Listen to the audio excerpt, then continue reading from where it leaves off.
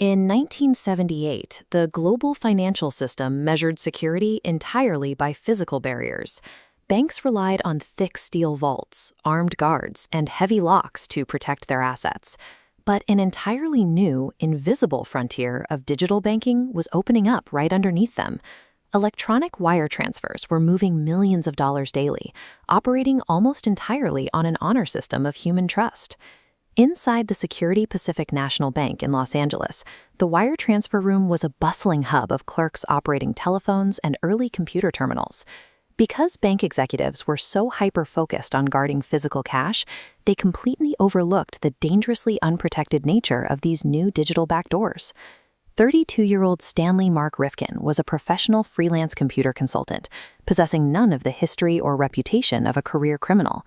Rifkin had a perfectly legitimate reason to be at the bank. He was contracted to build a backup system, a job that granted him unescorted physical access right inside that busy wire transfer room. While walking the floor in October of 1978, he spotted a glaring operational loophole. The daily security code required to authorize multi-million-dollar transfers wasn't hidden or encrypted. It was casually written on a piece of paper taped directly to the wall. The greatest threat to early digital banking didn't require complex hacking software.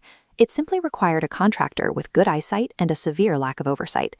Rifkin glanced at the wall, committed the daily code to memory, and walked out of the bank. He headed straight to a nearby public payphone, dialed the wire room he had just left, and posed as a bank branch employee. Using only a steady, confident voice, he recited the daily code and instructed the clerks to wire $10.2 million to his personal account in a Swiss bank. The massive transfer cleared instantly. Not a single alarm sounded. This is the devastating power of a social engineering attack. By sounding like he belonged, Rifkin bypassed technological safeguards entirely, exploiting human compliance instead of software flaws. While his stolen funds sat waiting in Zurich, Rifkin boarded a flight to Geneva to execute the next phase of his plan. This chart shows exactly how he severed the money trail. Rifkin used an international broker to convert those digital millions into 43,200 carats of raw diamonds, purchased from a Soviet trading company. He packed the staggering physical fortune directly into his checked luggage and brazenly flew right back to Los Angeles.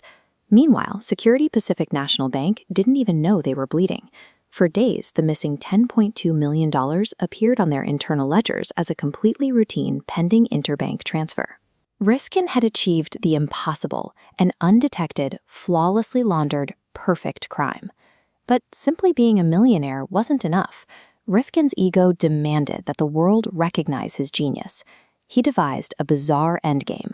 He planned to approach the bank, reveal his brilliant theft, and return the diamonds.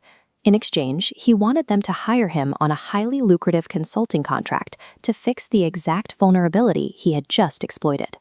To pull this off, he met with his former attorney to pitch the extortionate business idea.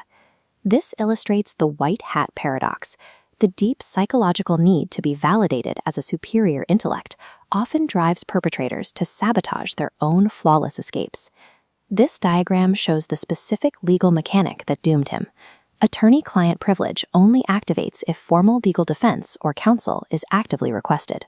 Because Rifkin was pitching a business negotiation instead of asking for legal representation, his lawyer was not bound by any confidentiality. The attorney immediately contacted the FBI. In November of 1978, federal agents arrested Rifkin. He never signed that consulting contract.